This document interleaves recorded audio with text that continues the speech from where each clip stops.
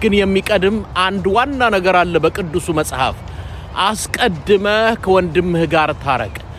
በመጀመሪያ በማርያም ደንግል ላይ ሆን በአክሱም ጽዮን የሞቱ ስንት መነኩሳት በብሔር በማንነታቸው ከቅስናቸው ያባረራችኋቸው በትግራይ የሞቱ ምእመናን የፈረሱ ገዳማት አብያተ ክርስቲያናት የተዘረፉ ንዋየ ቅድሳት ኢቤ ላይ የወጡ ለሽያጭ ይሄ ሁላ በትግራይ ኦርቶዶክስ ላይ ሲደርስ እንኳን ድምጻቸውን ይቀርና ለማሰማት ይቀርና ጩኸታቸውን ለመስማት ያልፈለገ ዛሬ ኦርቶዶክስ ተነካች ብሎ የሚጮሁላ ማስመሰል እንዳይሆን እውነት እንዲሆን ከፈለጋችሁ የኢትዮጵያ ኦርቶዶክስ ከሁሉ በፊት የትግራይ ኦርቶዶክስ ምእመናንንና የእምነት አባቶችን ይቅርታ ጠይቁ።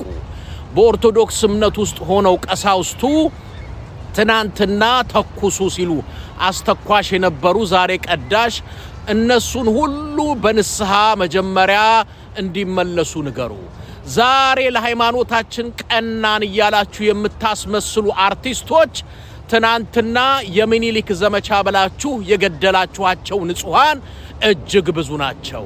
ለሃይማኖቱ ቀናን የምትሉ አክቲቪስቶች የትግራይ ህዝብ ካላለቀ እያላችሁ ስትቀሰቅሱ የነበራችሁ ዛሬ ስለ ሃይማኖት ገዷችሁ ነው ወይንስ የፖለቲካ ሴራና ዓላማ ነው? እኔ የሚመስለኝ ፖለቲካ ቀሚስ ለብሶ ቆብ ደፍቶ መስቀል ይዞ በሃይማኖት ተሸፍኖ የገባ ነው ይመስለኝ። ከሁሉ በፊት መቅደም ያለበት ይቅርታ ነው። ለዛ ይመስለኛል ትግራይ ላይ እሳት አንድደን ዛሬ መሃል ከተማ እየሞቅ ነው ያለነው። ለዛ ነው ትግራይን በድሮን ሲደበድብ የነበረው ተርኪ ዛሬ በመሬት መንቀጥቀጥ ከተማውን እያጣ ነው። ኢትዮጵያም ሰላሙን እያጣ ነው። የሚቀድመው ይቅርታና በይፋ የትግራይን ህዝብ ይቅርታ መጠየቅና ንስሐ መግባት ተቀዳሚ ነገር ካላደረግን በስተቀር ያለው ይስማ። መስማማትም አለ መስማማትም መብትህ ነው። ግን እኔ የሚታየኝ ይሄ ነገር ከጎን በኩል ደግሞ ያለውን ነገር ተመልከቱ። ይሄንን እስከዚህ ድረስ ካያያዛችሁት ሌላ ክንፍ የሚመስል ነገር ነው የሚወጣው። ኦኬ፣ በዚህም በኩል ያለውን ክንፍ የሚመስል ነገር ማውጣት እንችላለን ማለት ነው። ኦኬ፣ እነሱ የራሳቸው ትርጉም ሊሰጡት ይችላሉ። አይኑ የራሳቸው የሆነ ትርጉም ሊሰጡት ይችላሉ።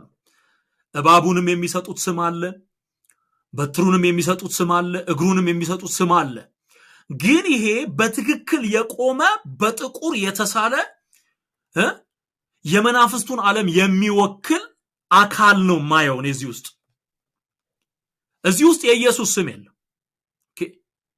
እንደውም በጨለማ ሲያደርጉት በዳርክ ሲያደርጉት የበለጠ እንዲገባችሁ ያደርጋል ማለት ነው።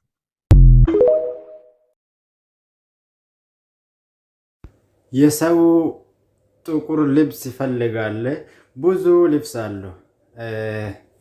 አማሪፋ ከነ ጫላን ቤኩ ሀቢብ የሮ ከነ ኬሳ ሃሸቀለዱንለ ኢትሼር ናፍ ጎዳቲ ወሪ ገደን ሃቢተተን ኦፈኒ ጉጉራቺ ደኑ ጅራ ዋንጅሩ ፉፉናኔን ጉርጉረዳ ወሪ አፋን ቤተን ዱኡ ኢት ጎዳ ብራና ገገሃ ኦፈተ ጉራቸ ወረ በርባዱፍ ጅራ አንለ ከነ ኬሳ ወሃፉደዱ ወልሃፈየኑ ኦፈኒ ጉጉራቺ ሄዱዳ ዱዊት ጎዳቲ አናፋንቲ ከነ ባየን ቤኩ ሲምቤኩ ሞት እንዱበደራ ጅራ ጀቹዳፊ ወሊን ጅራ ጀዳኒ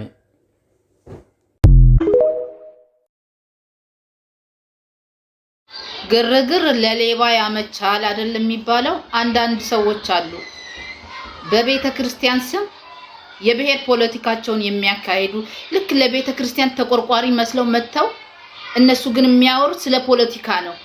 ስለ ቤተ ክርስቲያን ጉዳት አይደለም። የቤተ ክርስቲያን እንደዚህ መበታተን ምንም አላስጨነቃቸውም።